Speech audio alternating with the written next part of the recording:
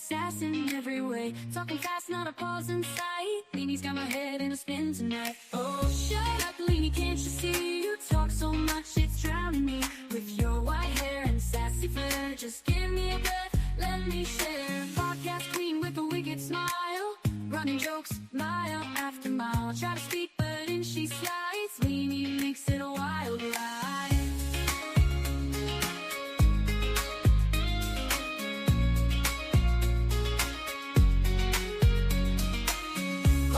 With a wicked smile, running jokes mile after mile. I try to speak, but in she slides. Leanie makes it a wild ride. Oh, shut up, Leanie, can't you see? You talk so much, it's drowning me. With your white hair and sassy flair, just give me a breath, let me share. Oh, Leanie, don't get me wrong, can't imagine life without your song. But girl, you've gotta let me in.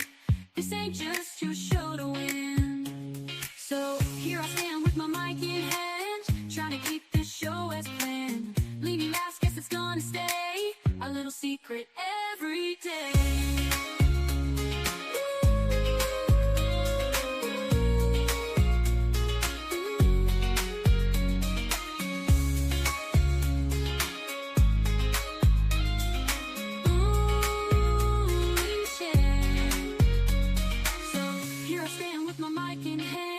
Trying to keep this show as planned. Leanie laughs, guess it's gonna stay a little secret every day. Oh, shut up, Leanie, can't you see? You talk so much, it's drowning me. With your white hair and sassy flair, just give me a breath, let me share.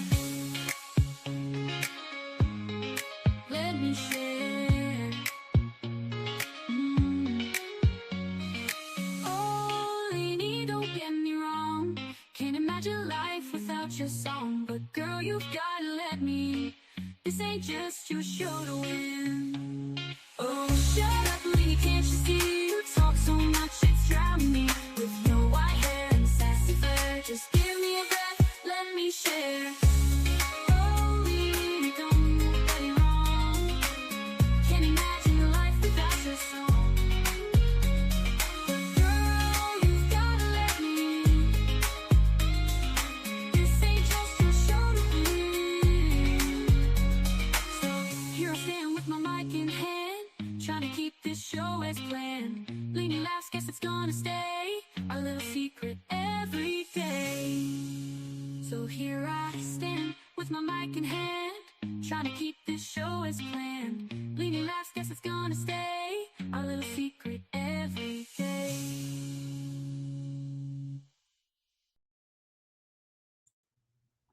Hello, hello, hello. Hi, Erica. Good to see you, honey. Thank you for coming in. Oh, you guys. Listen, this is going to be a shocker to everybody, but Leanie is pissed off. Okay. I'm pissed. I'm pissed, y'all. I'm telling you. And I know part of it is just sleep depravity. I haven't slept since yesterday at some point. And, but I started, trying to catch up on things and catching up on, making sure I'm not missing anything that I'm trying to work out and cover. And lo and behold, I was watching the trial of Athena Strand, and that is just heartbreaking in itself. And then I got a message, you guys. I got a message from YouTube, the YouTube channel of Tucson 4 News, that they were running. Hi, Lizzo. That they were running another. I don't know if they're going to be doing this every month or every three. The last time we saw the Bring Nancy Home thing was 3 weeks ago. I looked it up, and I got a alert that they were doing a live on it. So I thought, oh my God, she's found. I got all excited and no, negative. That's not what it's about. So I started watching it. In fact, I don't even think it's off yet. I think, yeah, it finally just went off. I got so shitty listening to it. You guys, I emailed the station. But before I emailed the station, in fact, I just finished emailing it. That's why I went live just a few minutes early, because I didn't have anything left to do before I came live. And I emailed the station, and here's why. At the risk of sounding like one of those people, I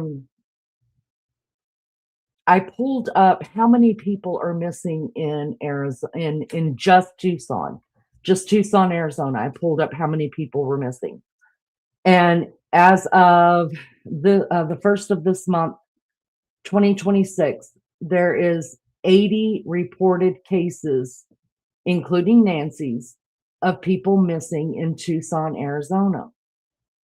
So then I started going through the names, and I just, was looking and stuff and seeing, was there I wanted to see if there was anything, which I'm sure the detectives have already done this, who am I? I'm just a leaning.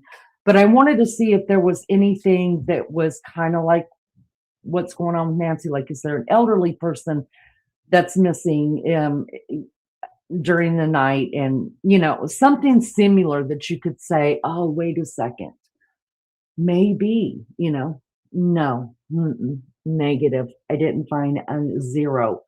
So I got shitty. And look, I know some people are just going to probably blast me for this, but, I'm allowed my opinion just like everybody else is allowed their opinion. And I'm going to say this, that I don't see the news doing 30 to 45-minute segments on anybody else in the city of Tucson. I looked. They don't have any special for a certain person that they're even doing once a month. Y'all, that's wrong. That's wrong. I get it. I get it that celebrity comes with advantages that the rest of us don't have.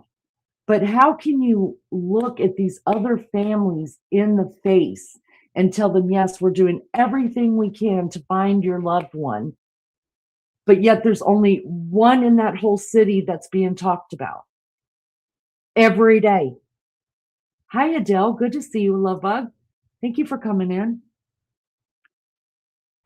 Because I think I would slap the sheriff if he came to me, or whoever runs the whole city of Tucson, if they told me they were doing everything they could to find my loved one, while I watched Nancy Guthrie be blowed up all over my news every day, all day. And I'm not saying that she doesn't deserve it. Look, everybody deserves to be found. But at some point, you got to sit back and you got to say, wait just a second. This little boy has been missing this amount of time. This teenager's been missing this amount of time. Don't tell me that you're doing everything you can to bring their loved ones home when you don't hear their names on the news. Let me just show you guys this. Thank you, everybody, for being here. Will you do me a favor and just hit the like? It's not my normal time of going live. I'm exhausted, but I'm shitty. Go figure. All right. I just pulled up a couple of these faces, you guys, that I wanted to show you. Like I just looked again. It's 88 people as of the first of this month that are missing just in Tucson alone. Let me go back over here. So these are just a couple of faces, you guys. And this one is as recent. This little girl right here is as recent as January the 11th, 2026. Okay. And then we've got unsolved cases right here, July 3rd, 2025, September 6th, 2024. So let's just go over here and read about sweet Karen. Let's see. Karen has been missing since 96. Oh, y'all, I messed that up, so forgive me. Matters not. I don't care. When's the last time anybody has looked for this woman? I'm sure she's already dead. Listen, that may sound rough, that may sound mean, but we can't even find Nancy. And there's $1 million reward. These are just ones I grabbed as quickly as I could to go live after I emailed the news station. Karen has been missing since January the 11th, 1996. She disappeared from her Tucson apartment complex located on 175 West Valencia. Okay. And then they have a Tipsters Anonymous and all this good stuff, right? James Jimmy Hendrickson, missing person Marlena McIlvaney. And then over here, of course, the very first one you see is Nancy right there. Then we've got this guy down here. This guy was here the last time we looked at it, because I pulled it up on another one of ours. My point is to this, guys, is at what point are we doing something that can benefit everybody? Hi, cat lady. Good to see you, love bug. No, ma'am, we do not. What we have news on is that Leanie is pissed off, and I wrote the news station because they're pissing me off. April, good to see you. How you doing? At the doctor's office, I'll be listening. Okay, honey. Hope everything's all right. So I want to play what the news 4, who are the bane of my existence right now. What they put out, just let's see.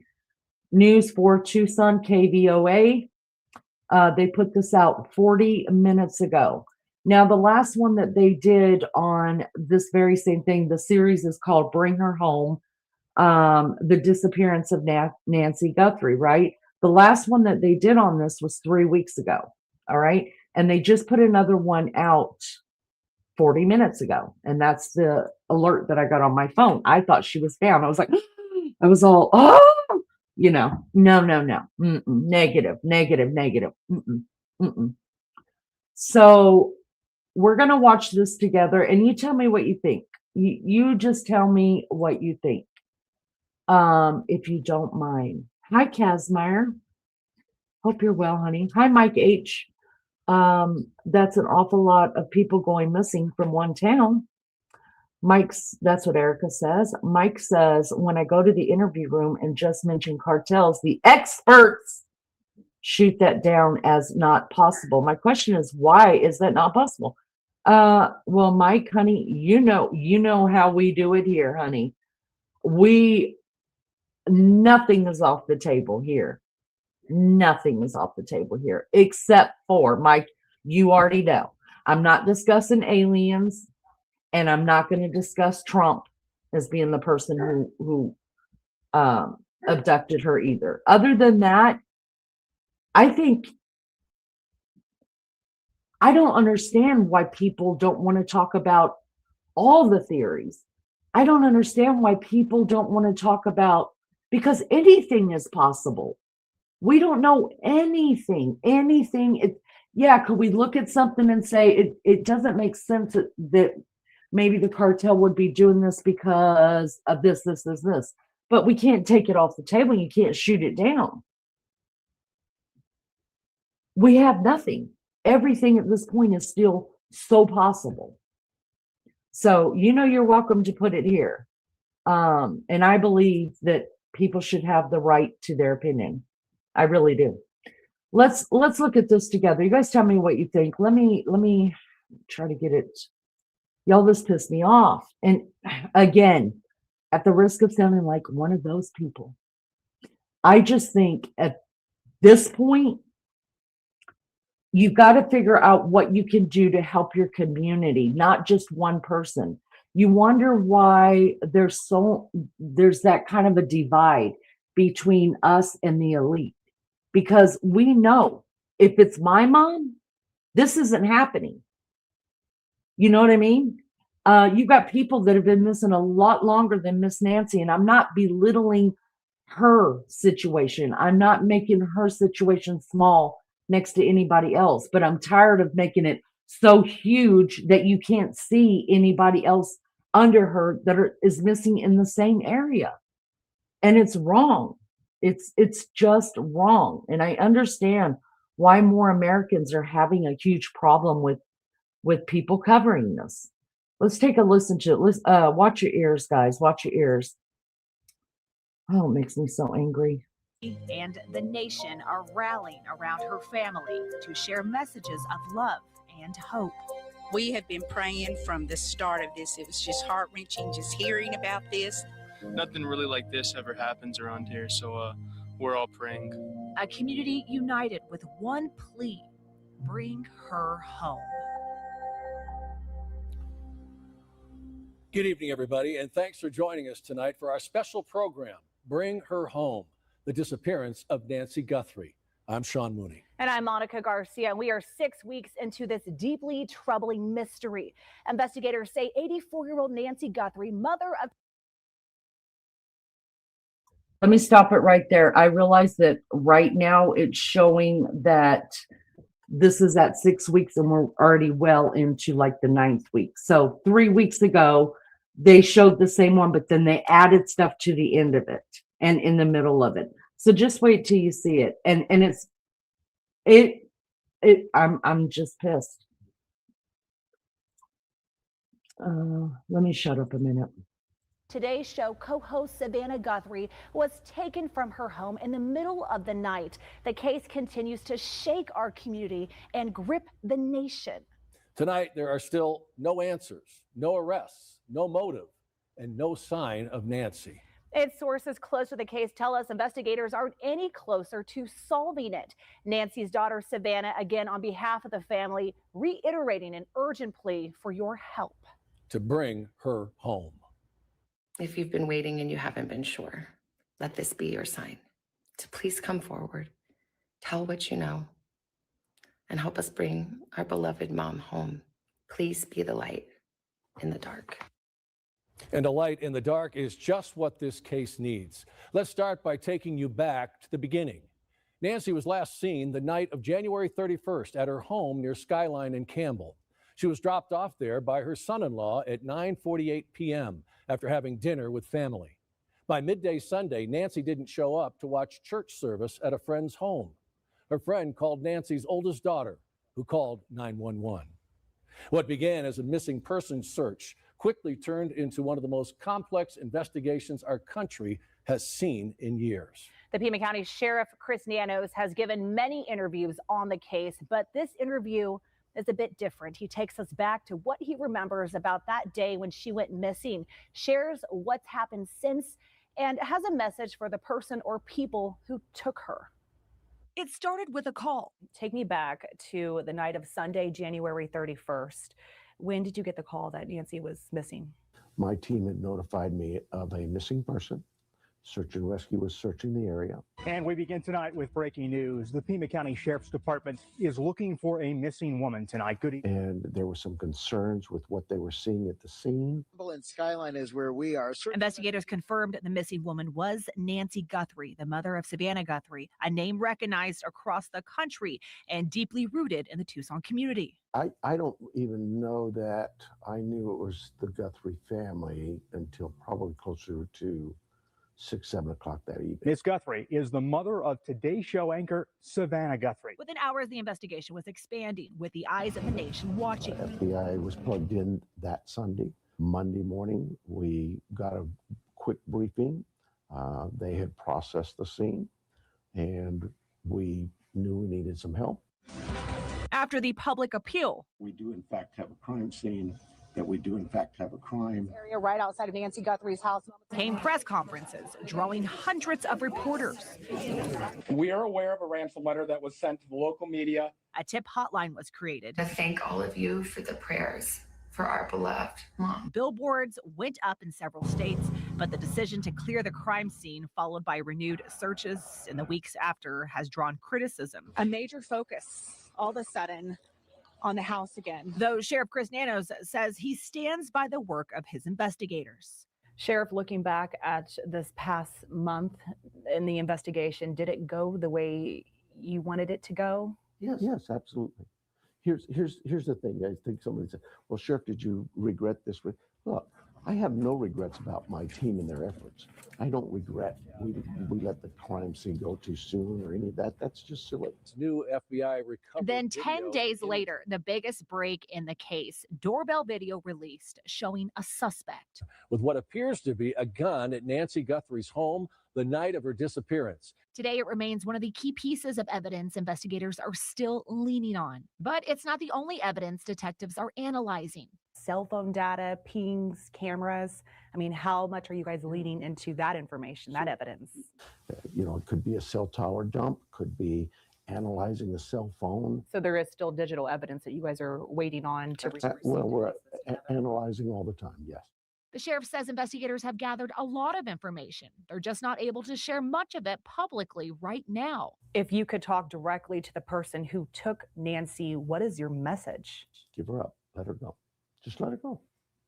Just take her to a clinic, a hospital, drop her off, just let her go. And you've seen these photos before. This is the person that Sheriff Nanos is referring to. The FBI released these stills obtained from Nancy's Ring camera of a masked suspect at her front door. They believe this individual is a man between 5'9" and 5'10". You can see he's wearing gloves and a ski mask, carrying a black Ozark Trail hiker pack, and has what appears to be a gun on his waistband. Take another good look at these shots. If you have any information, reach out immediately to 1-800-CALL-FBI. For weeks now, you've heard about the evidence, the tips, and the rewards, all focused on finding Nancy. But we don't think you've heard enough about who Nancy Guthrie is. News 4 Tucson's Andrew Capasso sat down with some of the people who worked with Nancy and want you to know the impact she's had in our community. A big part of Nancy Guthrie's life in Southern Arizona is anchored right here at the University of Arizona. From literally helping save thousands of lives over the decades to helping students in the communication industry. I always think about Nancy as this quiet leader who was so effective without ever working at it. That's just the way she is. Former professor Jacqueline Sharkey worked with Nancy for decades. She always has had superb communication skills, and she used those to help lead a couple of very important public health and education initiatives that we worked on together. One project the two worked on, saving the Poison Information Center at the U of A, the place on the chopping block due to budget cuts. Sharkey says Guthrie got right to work. Gathered more than 20,000 signatures that were delivered to the governor, and the Poison Center was saved. She says while the work was not easy. This is in the pre-internet days. So we're talking about brochures and fact sheets and petitions that a small group of people took all over the state. The impact of that work continues today. Thousands of Arizonans have benefited from the Poison Center in the 30 years since Nancy had a major role in leading it. That impact is something Dave Coulier says he's also experienced. He worked with Nancy on the School of Journalism's Advisory Council. Was a huge champion of journalism and the University of Arizona. She was looking out for everybody, all the graduates of the program, and frankly, of the whole university. He says Guthrie put passion into every project she touched. There are a lot of people who wanted to get involved for resume builders or certain ego trips and that sort of thing, but not Nancy. She had a quiet power. I mean, she wasn't the loud, talkative person in the room. She was the thoughtful person who provided input when it was needed. Now, as the tribute to Guthrie grows outside her home, Sharkey says she is not surprised. It's all a sign of how much Nancy means to us and the enormous impact she had on the community and on our lives. An impact she says everyone from her Catalina Foothills neighborhood to the U of A and beyond can all learn from. She's a role model for how to live a life filled with meaning. And one other thing Sharkey told me, for Nancy, she says it has never been about the credit, but always about the people. Sharkey says that selflessness is precisely why Nancy's impact is felt so deeply across Tucson today. Reporting at the University of Arizona, I'm Andrew Capasso, News 4 Tucson. And after hearing that story, it is easy to understand why Nancy's sudden disappearance sent shockwaves through our community. 3 days after she went missing, Nancy's daughter, Savannah, turned to social media asking everyone to pray. So that's just what Tucson did. Most merciful God, we pray for our sister Nancy. We needed a place to come together. And so a vigil popped into my head, and I know both Nancy and Savannah are very faithful. And I just feel like even if people don't pray, I feel like people want to do something. And if they can come together and share hugs and share stories, then that might make it a little easier. Sally Shamrell helped organize the vigil. She says she met Nancy through her daughter, Savannah Guthrie, when the two were both young journalists at KVOA 30 years ago. Welcome all of you who have come from the wider community for this vigil, for this time of prayer for Nancy. Lupita Murillo is another former colleague who wanted to do something to send a message to the family that they weren't alone, and coming together was the way to do it. Holding a vigil will make us feel like we're doing something positive. We're rallying around the family. We're asking God to please bring Nancy home. Earlier in the week, Savannah had asked her social media followers to please pray. We believe that somehow, some way, she is feeling these prayers. And that's exactly what hundreds did at St. Philip's Church that night. They came from all over, many not knowing what to say, but others speaking out, praying for Nancy's return. God is everything. I prayed for Nancy last night, and I assured her she's got this, she can do it, and we're behind her. The church's pews filled with people holding candles, there to support the family and to pray for Nancy's return.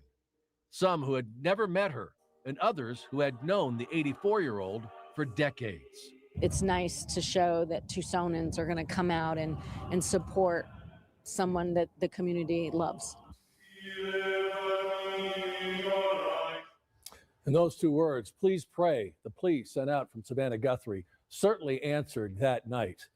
Now, though, as the weeks have gone by, the faith shared that night and since remains as strong as ever. As Tucson continued their prayers, investigators continued their work to find Nancy. Sources say tips and cell phone pings led to raids conducted in both Rio Rico and Tucson. But they didn't give them the break they were hoping for. The first one, the night of February 10th, a man was detained in Rio Rico and questioned by investigators. Then on February 13th, police detained and questioned 3 people following a law enforcement operation near First Avenue and Orange Grove in the Shadow Hills neighborhood. No arrests were made in either operation. Evidence analysis in the Guthrie case has also proven to be futile so far. On February 11th, the first black glove was found in a field about 2 miles from Nancy Guthrie's home. On the 17th, the DNA was entered into a national database, CODIS, but came back with no matches. Then on March 4th, the DNA was traced to a restaurant worker who was not connected to the case. While that didn't bring any answers, detectives are still hoping surveillance video will. They're concentrating on this zone you see right here, bound by Campbell Avenue, Ina Road, La Cholla Boulevard, and River Road. If you live in that area and have video that shows anything out of the ordinary, you can find a link to share it with investigators on our website at kvoa.com/Nancy Guthrie. And as investigators continue to work the case, outside Nancy's home, a shrine in her honor continued to grow. It started with a simple sign, "Dear Guthrie family, your neighbors stand with you." And over the next few days, the messages of hope and prayer continue to grow, along with candles and flowers. Among the chaos in front of the home and up and down the neighborhood street, the signs and other items, a constant reminder of the reason for it all. We're praying to God that she is going to be returned to her family and she is safe and she's well. That is God's wishes, to have her return to her family back to Tucson. Neighbors enduring the interruption in their daily lives in their once quiet Foothills neighborhood. Many stopping by now to show their support. I just came to bring some flowers in support of Nancy and the Guthrie family, to show that we're coming together as a community. But others coming from beyond Tucson to bring their message of hope for Nancy's return. I live in Arizona, Mesa, and I came down to pay my respects I'm still praying for Nancy's safe return. All of those heartfelt messages heard and felt deeply by the Guthrie family. Savannah and her sister Annie, along with her husband Tommaso Cioni, returning to the neighborhood on March 2nd to meet with neighbors, to thank them for their continued love and support throughout the search for Nancy. The three stopping by what has become a street-side shrine, representing the many praying for Nancy's return. Savannah and her sister carrying yellow flowers, overcome with emotion as they looked at the hundreds of messages and tributes left behind to honor their mom.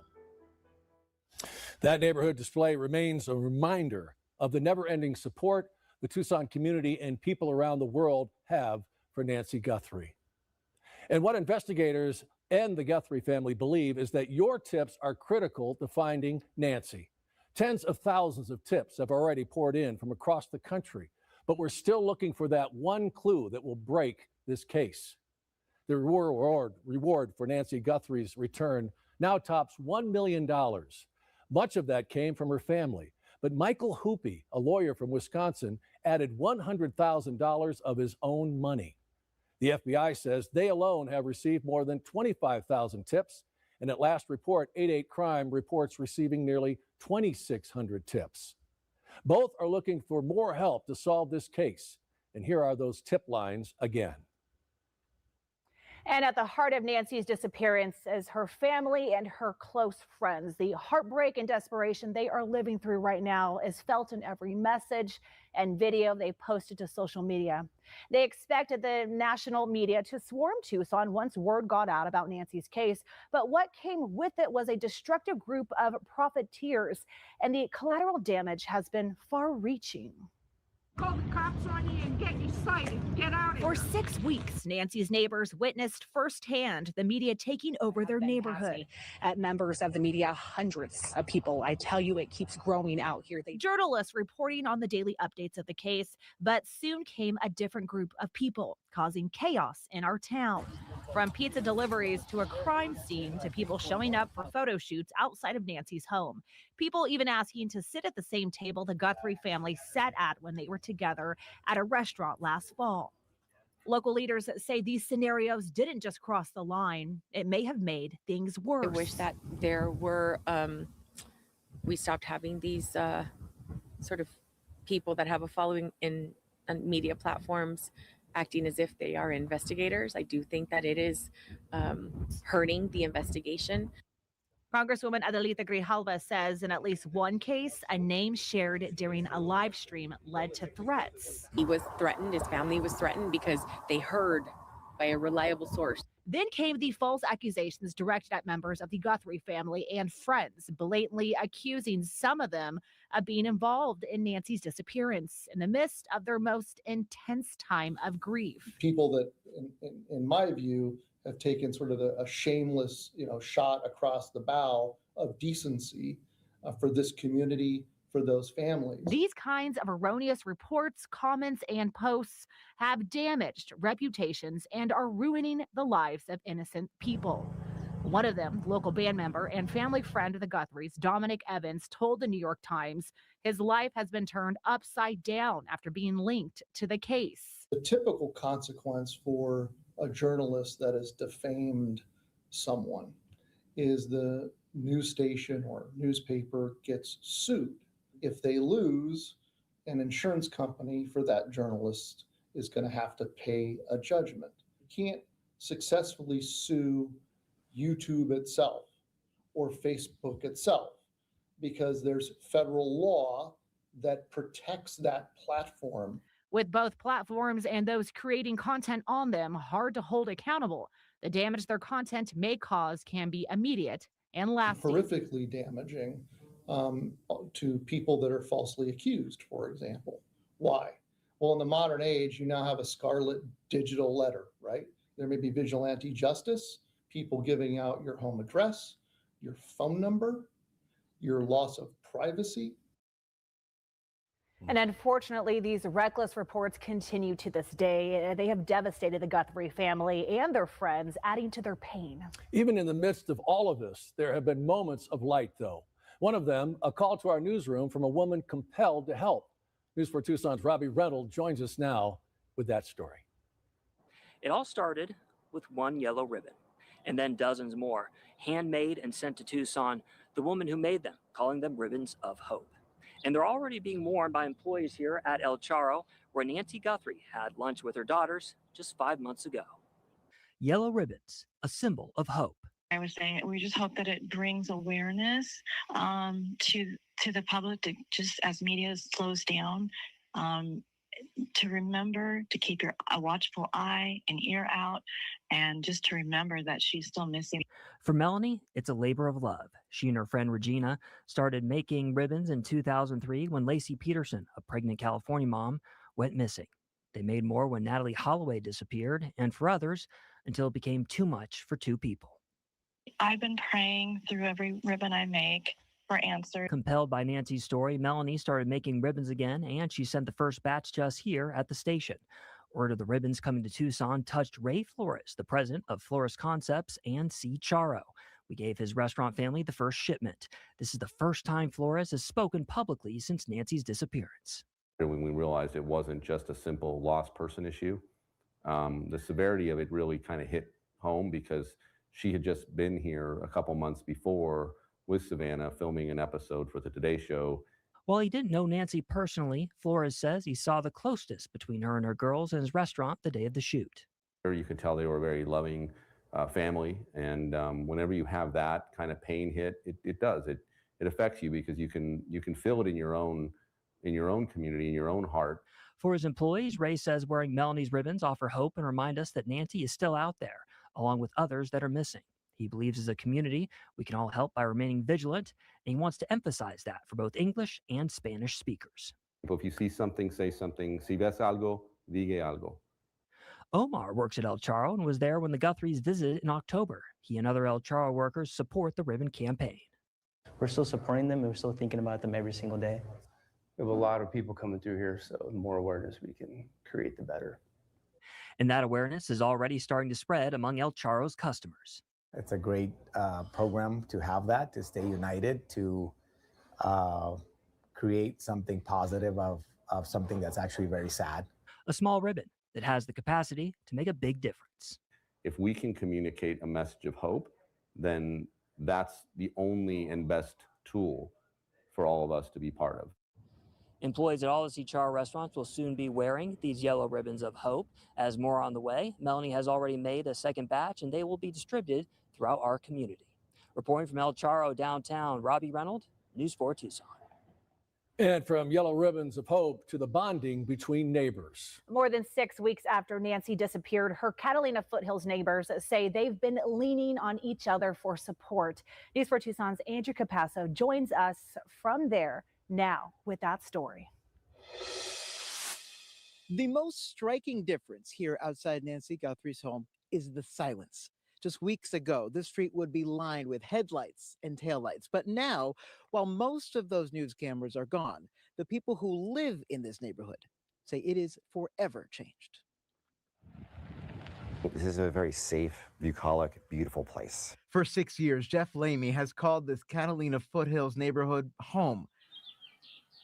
But he says what happened at this house, not far from his, has shaken everyone here. I think it's disconcerting that this occurred, obviously, and we're so concerned about the family and supporting that family. And thinking more about how to keep safe, both at their own homes. Maybe people are more apt to lock their door or ensure that that camera is operational, that you've charged that battery. And as a community. There's been talk of reinvigorating a neighborhood watch. But beyond those measures, many people who live in this neighborhood have been doing important work to help find Nancy. What you may not know is a network of neighbors here have played an integral role throughout this investigation, working behind the scenes to gather camera footage from each other's homes, cross-referencing that footage and getting it to law enforcement. It's part of a neighborhood action group which formed early on in Nancy's disappearance. One member of the group tells us that's our recipe. So far, we haven't found Nancy, but we can help law enforcement by being targeted. We let them decide what is actionable. The group continuing their work, they call it the recipe for being helpful. The best thing you can do for safety is create awareness, create connection with neighbors. One neighbor who asked us to protect her identity says what happened to Nancy is bringing neighbors closer. There's a sense of what now out here. We need to rely on each other, and I've seen a lot of that in these past few weeks.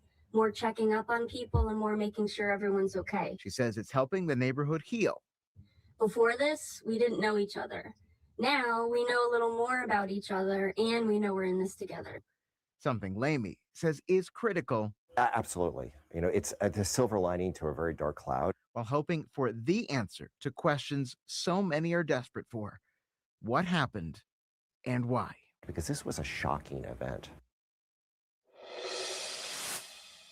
And there is still a lot of healing to be done here. And neighbors say they're still fearful, and they will continue to be until they get answers in this case. Reporting in the Catalina foothills, I'm Andrew Capasso, News 4 Tucson. Thank you, Andrew. For our team here at News 4 Tucson, the story hits home. As we've told you, Savannah Guthrie is part of the News 4 Tucson family, having worked here as a news anchor on her way up to becoming the host of the Today Show. Reporting on the disappearance of her mom has not been easy. Like the rest of the community, we wanted to find a way to show the Guthrie family our love and support, and to provide a place for you to send a message of your own. We never expected the impact our tribute would have. Law enforcement is working tirelessly around the clock, trying to bring her home, trying to find her. She was taken and we don't know where. And we need your help. Bring her home. Part of a message Savannah Guthrie posted on social media. It was a direct plea to those who were involved in her disappearance to let her go. But it was also a call for others to keep praying for Nancy's return. Those three words becoming the theme of the banner. We weren't quite sure how the community would react, but soon they started to come. Some to sign the banner, leaving messages of hope and support. Others leaving flowers and candles, each expressing their concern and love in their own way. Our hearts are in it, and she's always on her mind. So the candles right here, the heart we made, all the names on the candles, to me, it's showing hope, it's showing love, and it's showing humanity. And all coming by for the same reason. Just to show my presence and support so the family knows that they're not alone and there are people that do care. And for many, without even having met the Guthries, they still feel connected. It doesn't cost to care for people, and I care for the Guthries. They're from here. Savannah grew up here. They're ours. And now, as the days have turned into weeks since the search began, keeping hope alive is more important than ever. Hopefully, by doing this, it's still showing people out there that we care. It's showing people out there that just because the sheriff's not at the house anymore, just because there's not a whole group of people at the house, or you don't see stuff all over town anymore, we're not forgetting Nancy. And tonight, the Guthrie family has a message for you, Tucson. We are deeply grateful for the outpouring from neighbors, friends, and the people of Tucson. We are all family now. We continue to believe it is Tucsonans and the greater Southern Arizona community that hold the key to finding resolution in this case.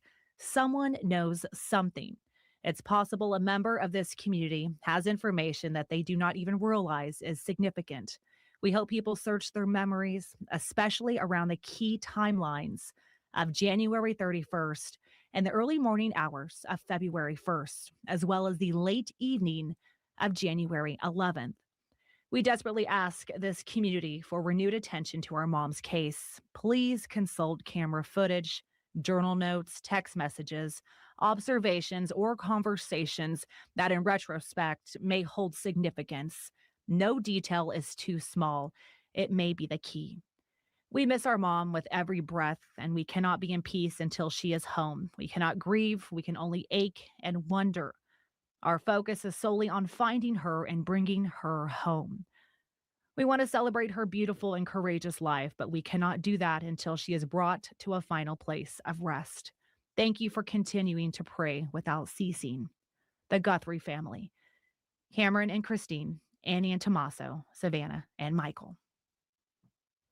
An emotional plea exclusive for News 4 Tucson. A family grateful for your love and support while desperate to find their mom. A reminder that you can find those links to call in your tips at the numbers at the bottom of your screen. Like you, we were all hoping, we're holding on hope as a community. We can all work together to help bring Nancy home. From all of us at News 4 Tucson, good night.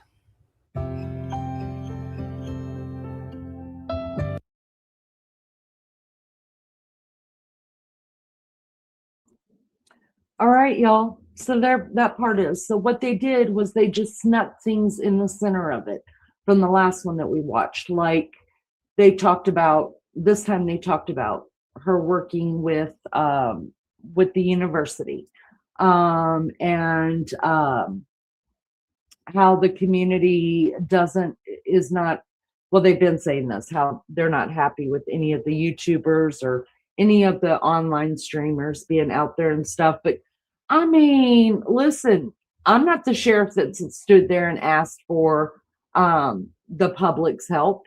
It's funny, they'll use the public until they've got a handle on things and they've got it to where they can solve it, or they have solved it or whatever. And then all of us are supposed to just shut up and go on about our lives. Like we didn't spend 8 weeks doing this as well, just alongside of them.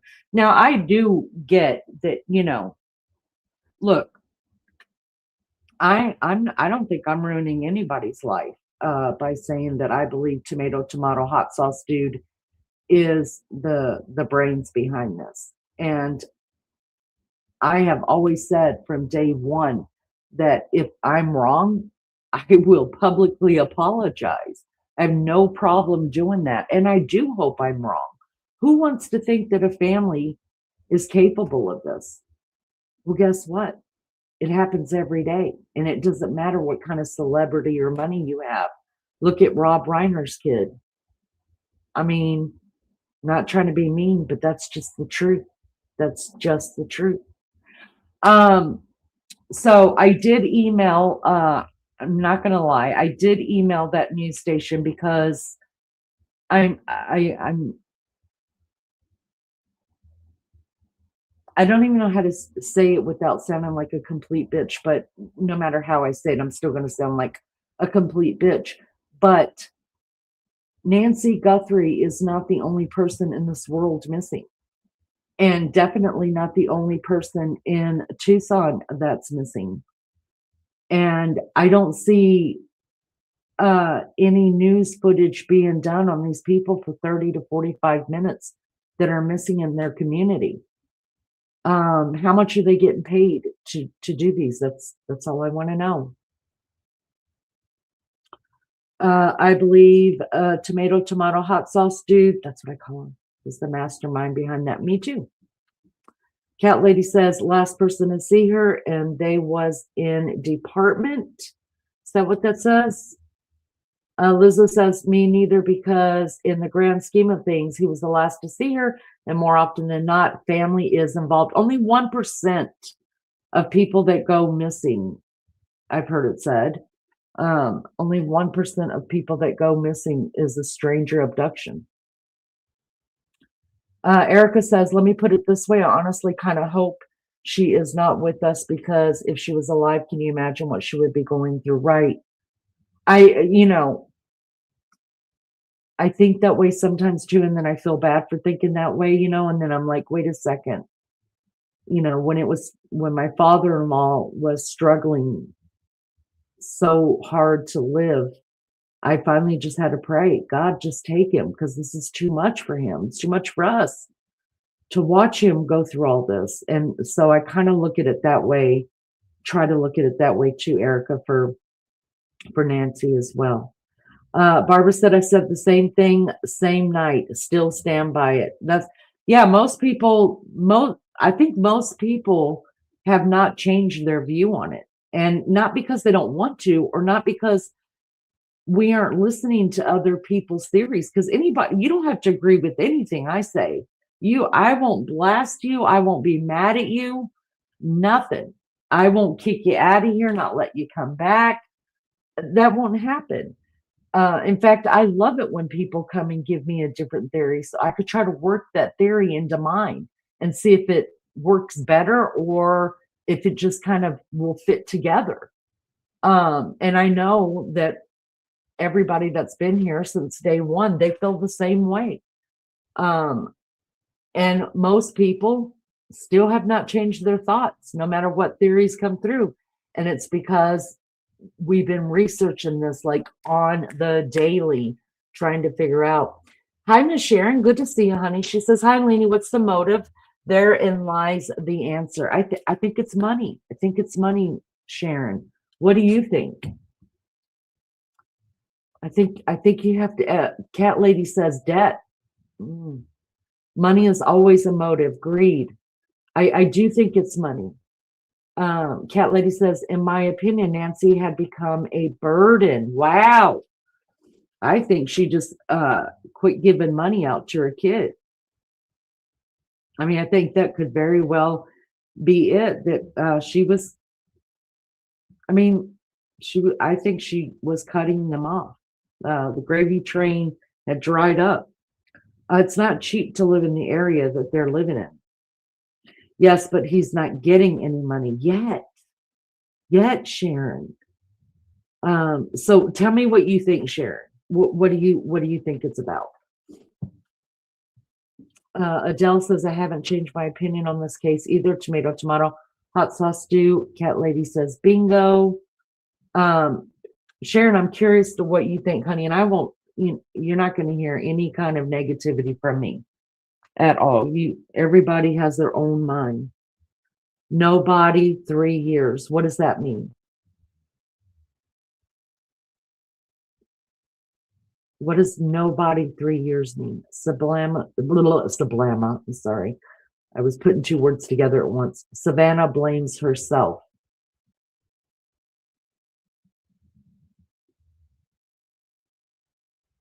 Oh, for the state of Arizona. Yeah, that's what I heard. It's 3 to 5 years in the state of Arizona. If there's nobody, then you can go to court and have them declared legally dead, and then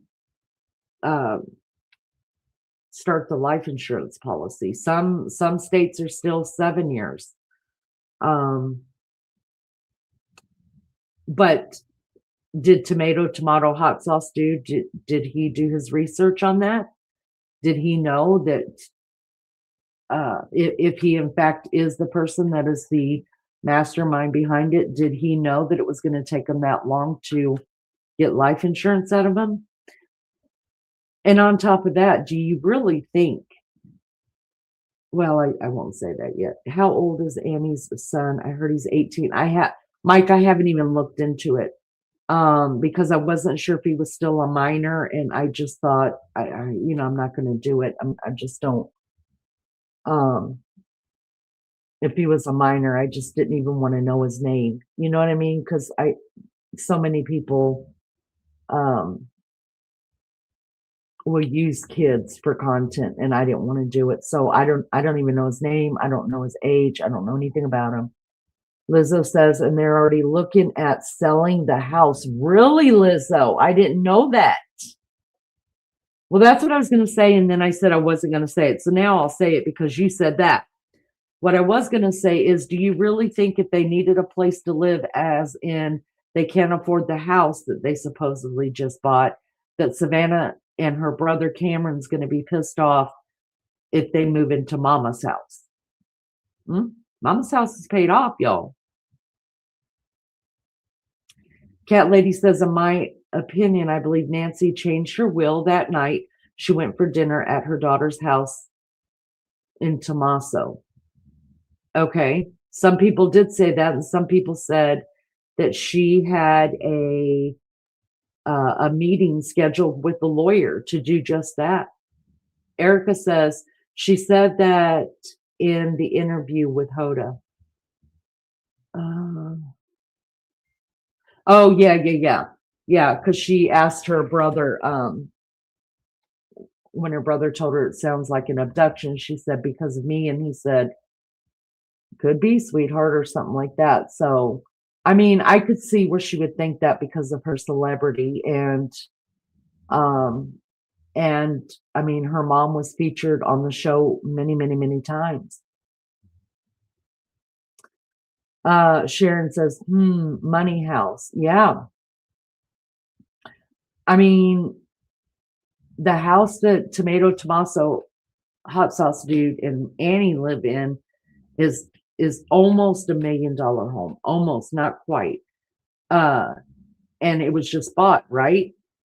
So I don't know if they're making payments or mama gave them all the money or what. But Nancy's house is worth almost 1.2 or 3 million, and it's already paid off. So, I mean, from what I understand, pretty much teachers make the same amount of money almost across the board.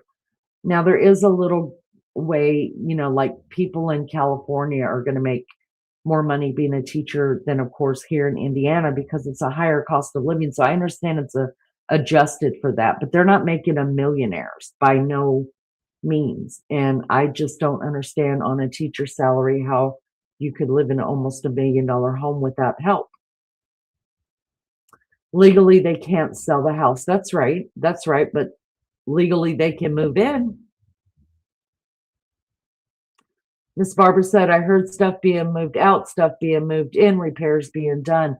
Now, I didn't see it, but somebody had told me that they watched on somebody's show where Tomato hot sauce dude and Annie were taking large boxes of stuff out of Nancy's home. I never saw it or anything. Whose name was the house in? A lot of people switch it to their kids. Now, I don't know that. I think in order for somebody to find that out, they would have to go to the land office. At least that's what we would have to do here in Indiana. We would have to go to the land office because it's not even on so say I sold my house today, right? And I moved to another house and then I went on Zillow or whatever. I can claim the house on Zillow, and then everybody who looks at my house will know that I'm the one that owns it. Well, obviously, Nancy and her husband bought that house in 1972 or 74, forget which year. And Zillow and all that didn't exist back then. So there is, and they wouldn't have claimed it anyways on a website, I don't think. Most people don't do that. Thank you, Cat Lady. Yes, please hit the like. It's free. It doesn't cost anything. Double tap your screen. Liz said, that's right, Mrs. Barber. They've been bringing things out. Liz says, and then Annie flipped the bird to one of the YouTubers. I didn't see that either. I miss so much. Oh, it's public record there. You usually for here now when do you guys remember when Beefcake's aunt died, and because she wasn't a part of the family anymore. She left the family years ago. They were trying to find the next of kin because she didn't have kids, or she was never married or anything else. And we found out she was dead, but we couldn't find her. And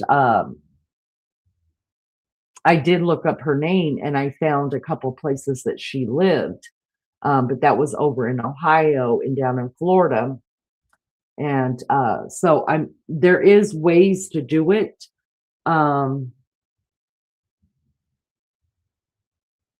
There is ways to do it, but I don't know if it would be that far back. You know what I mean? Like, I don't know if the 70s would be listed unless you went to the lands office. That's what we call it here, the lands office. Y'all may call it the title office or something like that. Sharon says Nancy may have put the house in a trust. I think somebody had said that, and that tomato hot sauce dude was over it, and that's why she had an appointment with a lawyer to take him off of it.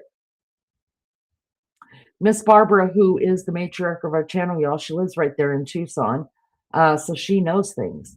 She says teachers don't make that much here, about $50,000 a year. That's not enough to live in $1 million home. Absolutely not. And you guys do make more money there than they do here in Indiana. Cat Lady said, I've heard that Nancy put her house in a trust. And also Tomato walks like the perp. Yeah, we watched that. That was amazing. Welcome, everybody. Thank you so much for being here. Will you do me a favor? Hit the thumbs up. That's all I ever ask of anybody on this channel. Just double tap your screen. Magic happens. Come on down, have a chat with us. Come and tell us what you think about this case. You will not be blasted at all. You are welcome to your own theories and thoughts on this. You don't have to agree with me or anybody else in chat. The only thing I ask ever is that we respect other people's rights to believe what they want to believe.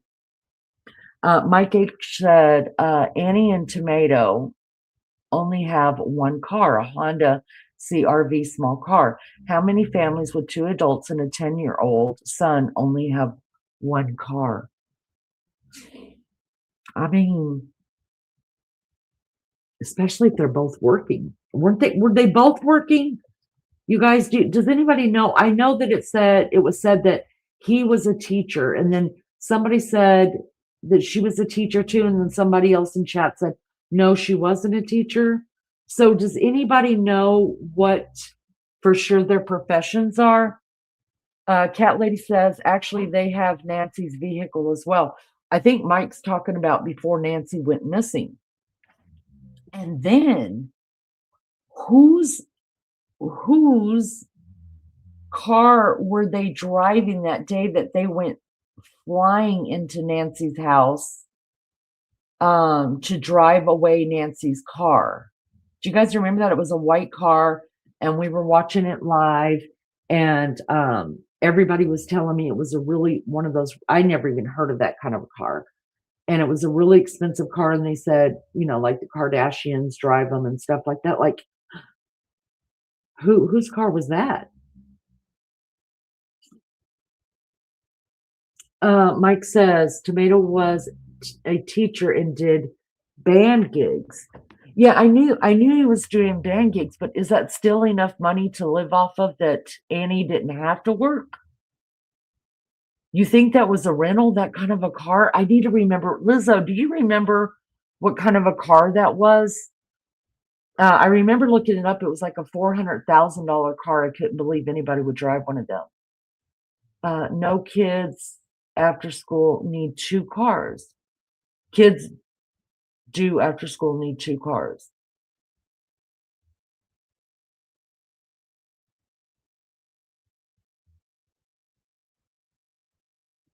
All right, guys, while we are just sitting around here, I'm going to bring up Mr. Pretty Eyes real quick. She doesn't have a regular job, Miss Barbara says. She makes jewelry sometimes and writes poetry. Lizzo said Annie drove it and Cameron drove Nancy's. Right. So I'm trying to remember what type of car that was. Cat Lady says AJW, don't know who that is, niece goes to school with Annie's daughter. See, I didn't even know Annie had a daughter. I thought they only had one son.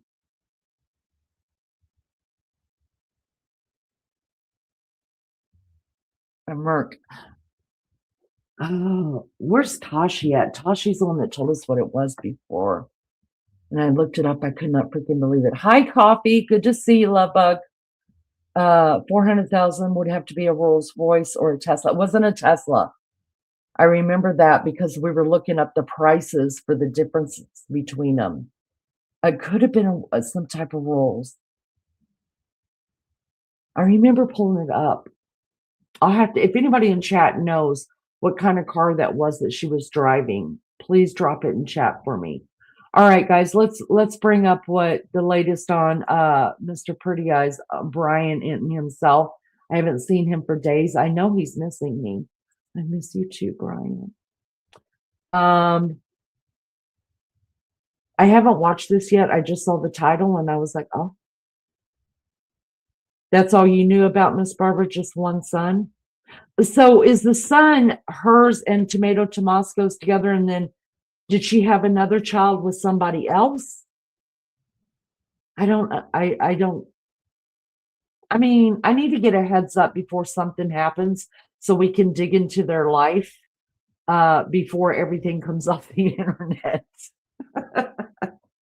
Either that or I got to get better at jumping in and getting everything off the internet that I can before it all goes missing. Mike says yes together and he's only 10. Oh, okay. See, I never looked into them because if they're minors, like I'm just not going to do it. I'm not going to do minors. Liz says, I thought Tommaso had a son, but I could be wrong. Okay. All right. Let's play this. We'll keep chit-chatting in chat. You guys do me a favor, hit the thumbs up. That's all I ever ask. Double tap your screen. And I appreciate it so much. Watch your guys' ears. I can't control your volume. This is Brian Enton, investigates, you guys. He titled it, Renowned DNA Expert. Investigators should return to Nancy Guthrie's house. New tech could solve the case. And he dropped this 23 hours ago. It looks like he's back in Florida, which makes me wonder, does anybody know why he actually went back to Tucson? Not that I've been keeping up with anything, but I thought maybe something that they had gotten some kind of leads because not a lot, but a handful of YouTubers showed back up in Tucson, and Brian went back to Tucson. I was thinking, oh God, hopefully they know something that we don't, but nothing came up of it. Show, really appreciate it. Please click to subscribe. I really appreciate all the support. Today is Thursday. It is now day 68 since Nancy Guthrie literally just vanished from her home in Tucson, Arizona.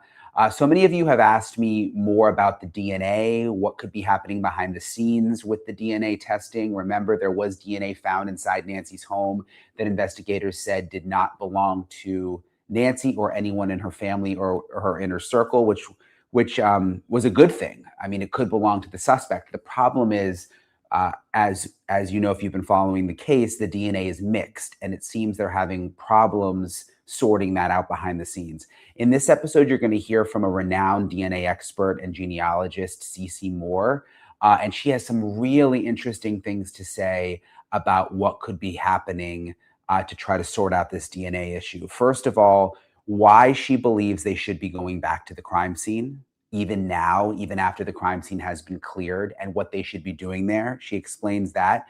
She also talks about this new machine that is coming out next year. And I know next year seems like a long way away, but these DNA technologies advance so quickly. She explains how this new machine could really help with this DNA issue that she suspects is happening behind the scenes with the Nancy Guthrie case. She also talks about why she would urge Savannah Guthrie to plead with some of these DNA companies like Ancestry.com, why she thinks someone like Savannah should be going to them because they don't open up their databases to law enforcement, which a lot of people don't realize, which she's going to explain in this episode. But it's a fascinating conversation because, again, it's such a complicated world when it comes to DNA, and it's emerging so quickly, and there are all these private companies now getting involved, and there's a lot happening behind the scenes that could really help advance the Nancy Guthrie case, and CeCe's going to explain that. I'm joined now by genetic genealogist CeCe Moore. CeCe, it's always nice to see you. It's been a while since I talked to you. I had you on my show kind of towards the beginning of the Nancy Guthrie investigation, and things just got so crazy. I really wanted to check back in with you because I was curious what you think is happening behind the scenes now with the DNA. The latest I've heard is the sheriff said, that there was still stuff happening behind the scenes with the DNA. He hasn't given a lot of specifics. What do you think? What do you think is going on? I think that companies or a company that was planning to release a new mixture deconvolution software package has probably rushed that. You know how companies, especially tech companies, have a plan for the next year or so. They say, oh, we're going to do that third quarter next year. I suspect that has been moved up to right now. And it's very possible that they are testing out different algorithms at the moment to see if they can deconvolute that complex mixture. I fear that it's the only thing they may have to work with right now. I'm hoping that they are testing additional items from Nancy's home. That can take quite a while if you've collected dozens or hundreds of swabs or other materials, because as I've said, I can't believe there wouldn't be his DNA or their DNA at that crime scene.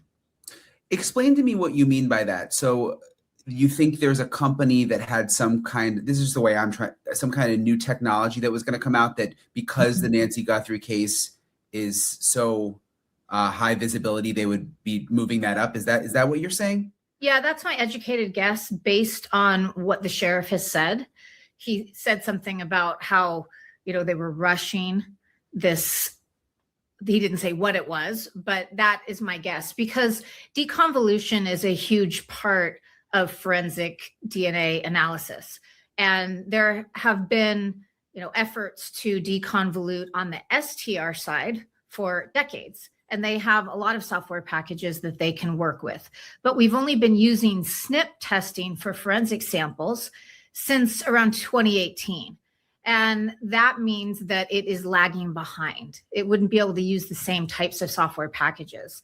At Parabon, our bioinformatics scientists are really amazing with deconvolution, but they are sort of leading the pack there. And I think there are a lot of efforts to be able to improve our ability, because we run into that so often with sexual assaults, or as the technology becomes more sensitive with transfer DNA, the ability to detect the tiniest amount of DNA that someone leaves behind really increases the likelihood you're going to get a mixture, right? Like on a doorknob, for instance.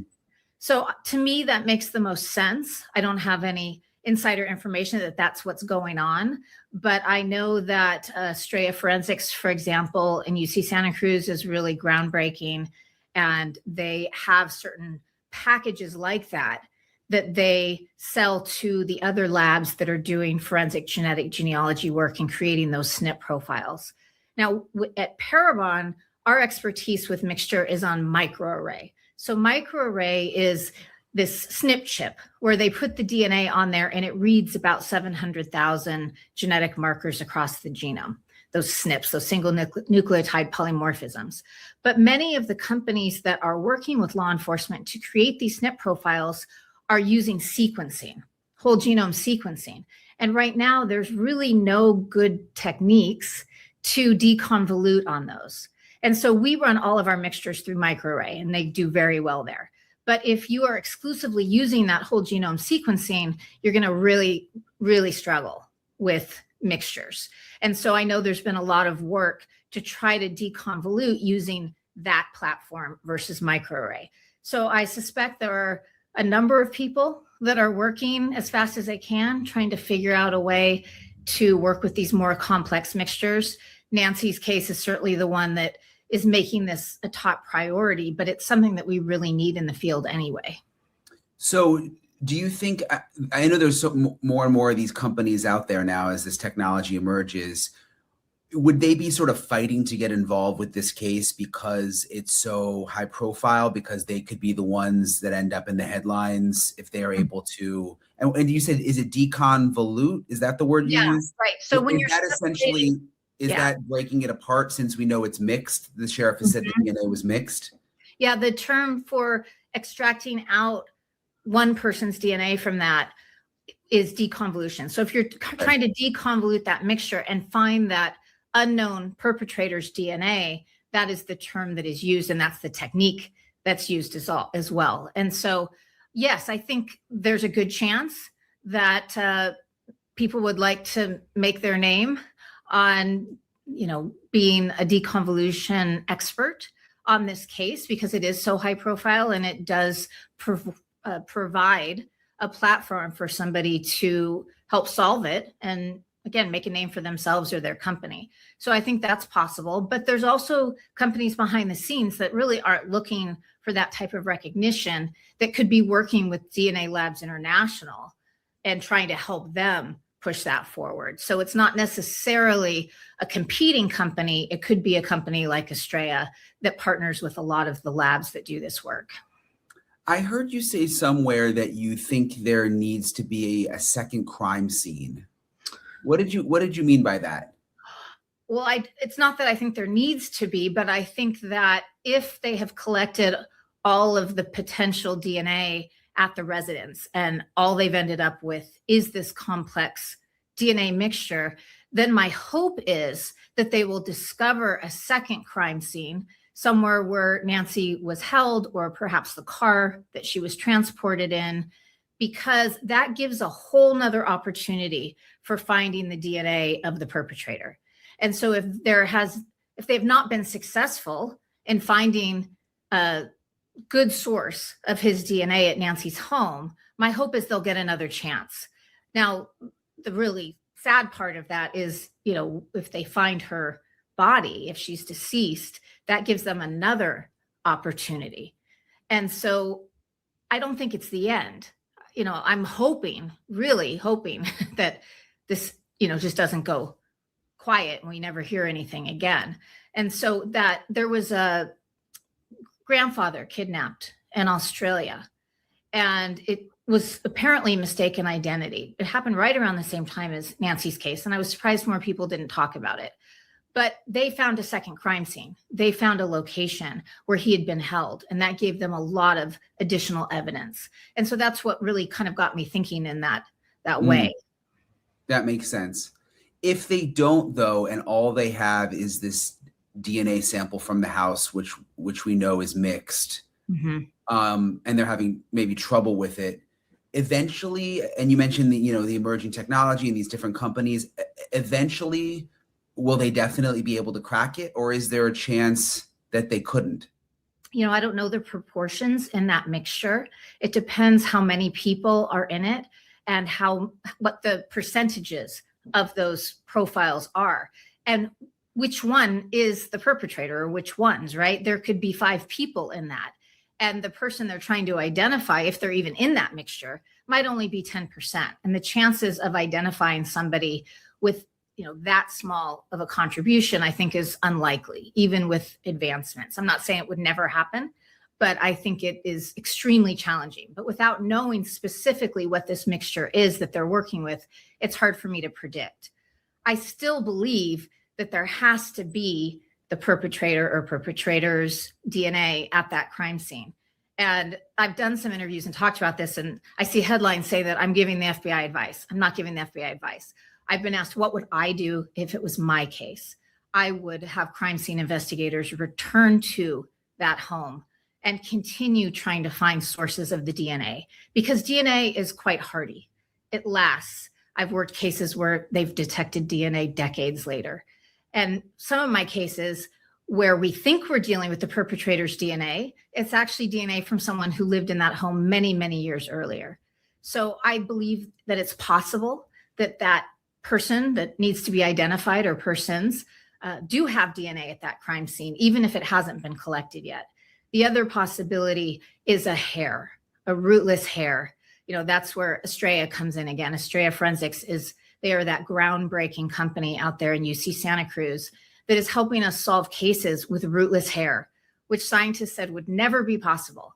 But Dr. Ed Green there has made it possible. And I personally have helped solve a handful of cases that only had rootless hair and no other evidence, no other physical evidence.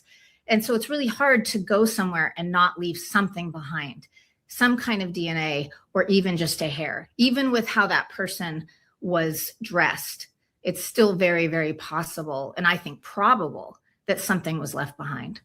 Yeah, 2 follow-up questions on that. Rootless hair, so is typically the DNA found in the root part of the hair that's like sticking out of that's in your head? Is that right? Yeah, so traditionally that's when hair has been useful, is when it has a root. A root is a great source of DNA, but there are thousands of cases that have rootless hair, just the hair shaft, broken off hair. And they've always been told that that's not helpful. You're not going to be able to get useful DNA or a profile from that. But thanks to the brilliant Dr. Ed Green, we are able to use that to identify someone through investigative genetic genealogy. So he found a way to extract a SNP profile from that rootless hair, which allows us to make that preliminary identification. And then, of course, law enforcement has to follow that lead, look for other evidence, etc. But it has been very, very successful, and it will continue to be so. It's really the most recent advancement there was investigative genetic genealogy, which was a huge jump forward, but then there was the rootless hair technique that was another big jump forward. It's so interesting that it's people in private industry and at different universities that are making these advancements, because I think like outsiders like me just assume like, oh, the FBI, they would be the ones to have the best of the best and everything would just go to Quantico. But it sounds like there's different companies and different professors at different places throughout the country that specialize in different things that could be helpful. Yeah, I think there are people who won't take no for an answer, whether they're in government or private industry. And those are the people that are really pushing this forward. We were told we would never be able to use autosomal SNP DNA for genealogical purposes. And we proved that wrong. And then we were told you'd never be able to get usable DNA from a hair shaft. And now, they've proven that wrong. Dr. Ed Green and his team has proven that wrong. And so I don't think it's necessarily government versus private. It's just that type of person who doesn't take no for an answer, doesn't believe that, and even takes it as a challenge. Oh, you say I can't do this? I'm going to find a way to do it. Right. And you mentioned going back to the scene. Do you think that they should do that even now? I mean, because we know that, I've been out there when family members have gone in and people have gone in and, the prosecutors were there one day, there was moving people there. Would it still be beneficial despite all these people going in and out since they cleared the scene? Well, I wish that hadn't happened, but yes, because they know who's been in and out. So their DNA can still be eliminated. It's still been a relatively small number of people inside the house. Now, outside the house might be a different story. And so I don't know what they're working with. I mean, it's possible they do have a viable DNA profile right now, and we just don't know it, and they're working behind the scenes. But if they don't, I don't want, this to be the end of it. And so to me, if a second crime scene isn't found soon, or Nancy is not found soon, then the next best thing would be to return to that known crime scene and see if they can find DNA. Because if he was there for 40 minutes or 42 minutes, which I have heard is a theory, then it's almost impossible not to leave your DNA behind. And I've talked about this a lot, about that bite flashlight that he appears to have in his mouth. You would be leaving saliva. I just don't see how you wouldn't. When he leaned over to try to disable the camera, I think it would have been very hard not to slobber onto the ground below that, but also in the home. If he was giving any sort of oral commands, he would have had to take that out of his mouth, and he would have immediately had plentiful DNA on the outside of those gloves. And so unless he changed his gloves, he very well would have left something. But somebody wrote to me yesterday talking about this, because I've been talking about it a lot, and they said they have used those bite lights, and that a lot of saliva is produced and a lot of slobber ends up happening. And that was exactly my theory. I've never used one, but it only makes sense. And so I think that there is likely saliva at that scene, but it's really hard to know where, right? And to collect that, even if you're a very expert crime scene investigator, it's a hard thing to predict. But, there's that whole house there. If the person was in the bedroom, they were clearly in the living room, the back door, in front. I still think it's worth trying if they don't have a viable DNA sample.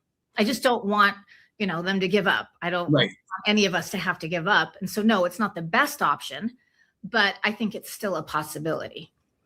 If they do have a viable DNA sample by now, do you think that there would have already been more progress? Do you think that the fact that there hasn't been progress is a sign that they don't?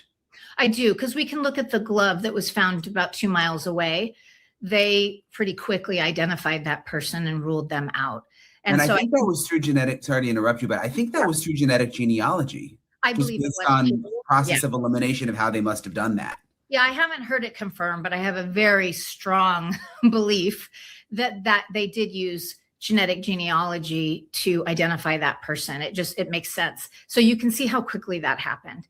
So I think if they had a viable profile, and a SNP profile is what it's called when they create that file that they can upload to the genetic genealogy databases, I think they would have put a lot of resources on it, and that person would have been identified by now, unless they just found that DNA, very, very recently. But if it was among the first things tested, I believe this case would already be solved. So you suspect they don't have a viable sample at this point?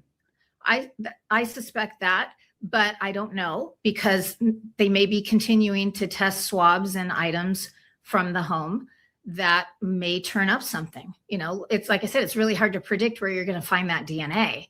And so if they collected a lot of swabs and physical evidence, it's certainly possible they might come across that one DNA profile that is needed to break this case wide open. You said something else that really interested me, something else I read, that Savannah should be begging some of these databases like Ancestry to open up. That's only if they have that SNP profile though, right? It's not. There's no point, right, if they don't have anything to enter into the database. Yeah, and when I said that is when we didn't really know what they had. Yeah. But I think with the glove, they were able to just use GEDmatch and or family tree DNA, the two that we always use, to identify that person. And I think that kept the commercial companies from getting that subpoena or warrant to open up their databases. I think it would have happened if they had not been able to quickly make that identification. And so if they are able to create that SNP profile of the presumed perpetrator, I do believe that the big commercial companies that have barred law enforcement will be served with a warrant to make those comparisons.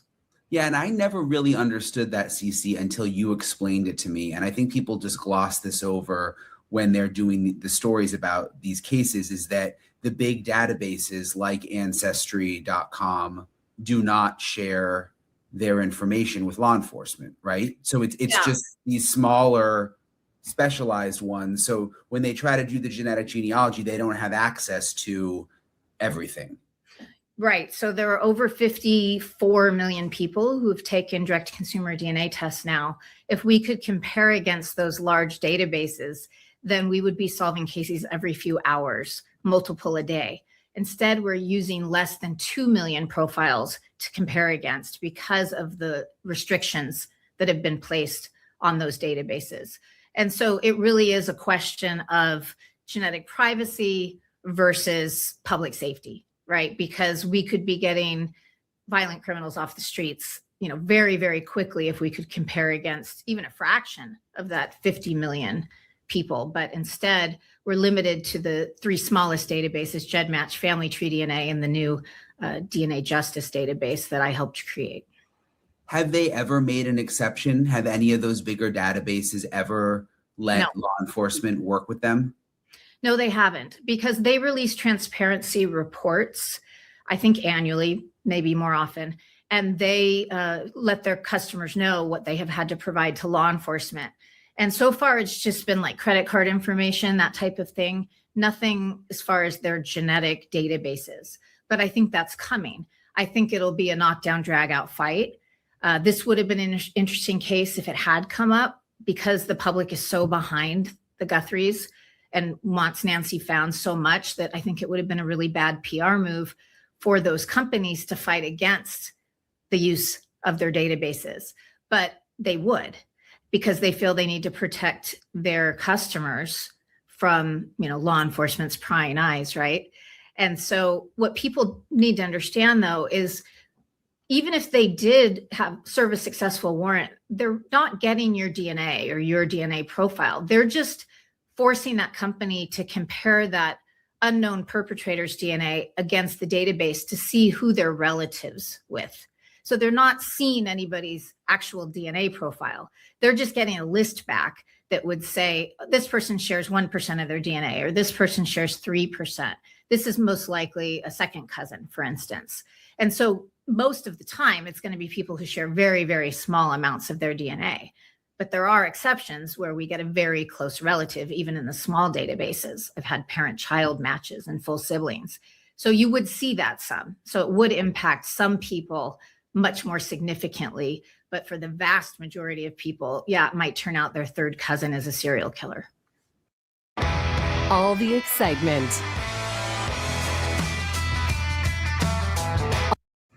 Do you, and I remember with Brian Koberger, they were really careful to keep the names confidential. Like we never saw the names of who the distant relatives were. That was all redacted. Yeah, that's been best practices. We've tried to do that from the very beginning. Because I came from the adoption search world, and most of my colleagues that do this work did as well, we were already very well educated on the concerns of matches and people in those databases. So we've bent over backwards to fight for those names to be privatized. Now, some people have come forward and outed themselves and said, they were the closest match on a case.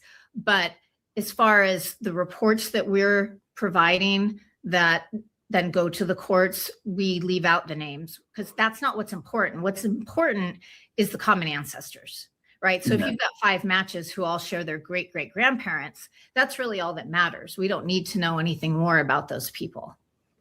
Do you think the Nancy Guthrie case, if they end up getting a good profile, could be the case where for the first time these companies are forced to let law enforcement in? I do. And if it's not this case, it'll be another one. It'll be the next big case where they've got a profile, they've got a DNA sample, it's not hitting in CODIS, and they need to stop that person, before they hurt anyone else. Like in Brian Koberger's case, I believe he would have hurt more people had he not been identified through investigative genetic genealogy very quickly.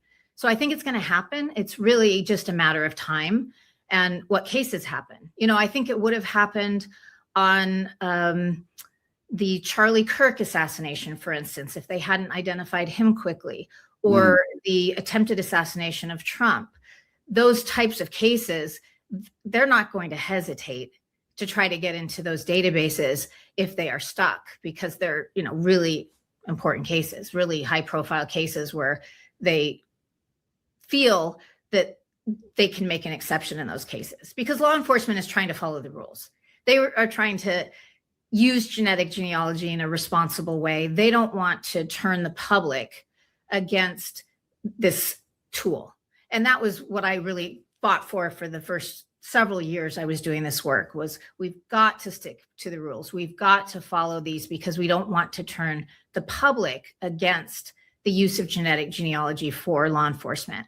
But I've realized over the years that most of the public thinks we are using those big databases. They don't even know that there are rules. I honestly did. And I even covered Koberger and everything until you explained it to me. I didn't fully understand it. Yeah. So I've softened a little bit on it, especially after working so many cases of these terrible violent criminals where you see real harm done to people and to families and to society.